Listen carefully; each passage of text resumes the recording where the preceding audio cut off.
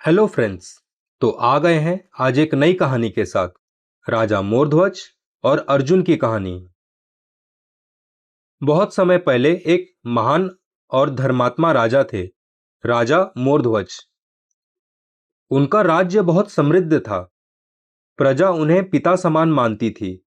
उनके राज्य में कोई भूखा नहीं सोता, कोई दुखी नहीं रहता। राजा दानी और वीर सबसे बड़े भगवान श्री कृष्ण के परम भक्त थे। उनकी रानी भी बहुत धर्मात्मा और पतिव्रता थी। उनका एक पुत्र था, ताम्रध्वज। वह भी अपने माता पिता की तरह वीर और भक्त था। महाभारत युद्ध समाप्त होने के बाद अर्जुन ने भगवान श्री कृष्ण के कहने पर अश्वमेध यज्ञ शुरू किया। उस यज्ञ का घोड़ा अलग अलग राज्य में घूमता। जो राजा उस घोड़े को रोकता उसे अर्जुन से युद्ध करना पड़ता। एक दिन वह घोड़ा राजा मोरध्वज के राज्य पहुंचा। राजकुमार ताम्रध्वज ने घोड़े को पकड़ लिया। जब अर्जुन को यह पता चला तो अर्जुन वहां पहुंचे। अर्जुन और ताम्रध्वज के साथ भयंकर युद्ध शुरू हुआ। ताम्रध्वज बहुत पराक्रमी था। उसने अर्जुन को कठिन चुनौती दी। कई कथाओं में आता है कि अर्जुन को पहली बार किसी ने इतनी कठिन टक्कर दी थी। युद्ध देखकर श्री कृष्ण मुस्कुराए। वो जानते थे कि यह केवल वीरता नहीं बल्कि उस परिवार की भक्ति की शक्ति थी। अंत में युद्ध शांत हुआ। अर्जुन को अपने पराक्रम पर थोड़ा अभिमान हो गया कि वह श्री कृष्ण का सबसे बड़ा भक्त और प्रिय है। तब श्री कृष्ण ने सोचा, अब अर्जुन को सच्ची भक्ति का अर्थ दिखाना होगा। कुछ समय बाद श्री कृष्ण और अर्जुन साधु का वेश धारण करके राजा मोरध्वज के महल पहुंचे। उनके साथ एक भयंकर सिंह भी था। राजा ने दोनों साधुओं का आदर किया, चरण धोए, भोजन का निमंत्रण दिया। तब साधु बने श्री कृष्ण ने बोला, राजन, यह सिंह कई दिनों से भूखा है। यह साधारण भोजन नहीं खाता। इसे भोजन के रूप में अपने पुत्र का शरीर दो। पूरा महल स्तब्ध हो गया। रानी की आंखों से आंसू बहने लगे, लेकिन राजा का चेहरा शांत था। उन्होंने अपने पुत्र की ओर देखा। ताम्रध्वज ने बिना डरे कहा, पिताश्री, यदि मेरे शरीर से भगवान की अतिथि की सेवा होती है तो यह तो मेरे लिए सौभाग्य की बात है।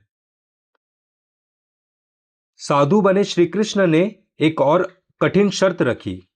उन्होंने कहा, पुत्र को काटते समय किसी की आंखों से आंसू नहीं गिरने चाहिए। यदि दुख हुआ तो दान अधूरा माना जाएगा।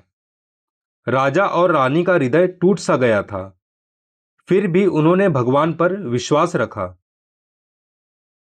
कहा जाता है कि राजा मोरध्वज ने अपने पुत्र को लकड़ी की तख्त पर लिटाया। रानी ने कांपते हाथों से पुत्र का सिर सहलाया। फिर दोनों ने आरी उठाई।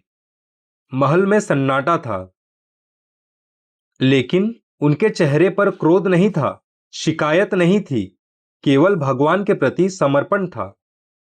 जैसे ही आरी पुत्र के शरीर पर चलने लगी, तभी राजा की एक आंख से आंसू गिर पड़ा। अर्जुन तुरंत बोले, देखो प्रभु, इन्हें मोह हो गया। इनकी भक्ति अधूरी है। तब राजा बोले, हे प्रभु, यह आंसू पुत्र मुंह में नहीं था। मुझे दुख इस बात का नहीं है कि मेरा पुत्र इस तख्त पर लेटा है, बल्कि इस बात का है, काश मेरा दूसरा पुत्र भी होता तो उसे भी मैं इस सेवा में अर्पित कर देता। यह सुनकर अर्जुन स्तब्ध रह गया। अब उसे समझ आया कि सच्ची भक्ति क्या होती है। तभी साधु रूप समाप्त हुआ। महल दिव्य प्रकाश से भर गया। श्री कृष्ण अपने चतुर्भुज में प्रकट हुए। उनके साथ अर्जुन भी अपने वास्तविक रूप में खड़े थे। राजा, रानी और ताम्रध्वज भगवान के चरणों में गिर पड़े। श्री कृष्ण ने कहा, राजन, संसार में बहुत भक्त हैं, लेकिन तुम्हारे जैसा त्याग और समर्पण दुर्लभ है। भगवान ने ताम्रध्वज को पूर्ण रूप से स्वस्थ कर दिया। अर्जुन का अभिमान टूट चुका था। उन्होंने राजा मूर्धवत से क्षमा मांगी। कहानी में मिलने वाली सीख: सच्ची भक्ति केवल पूजा नहीं, पूर्ण समर्पण है। त्याग और सेवा सबसे बड़ा धर्म माना गया है।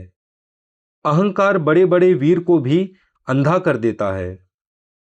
भगवान भक्त की परीक्षा लेते हैं, लेकिन अंत में उसका सम्मान भी करते हैं। तो कैसी लगी ये कहानी?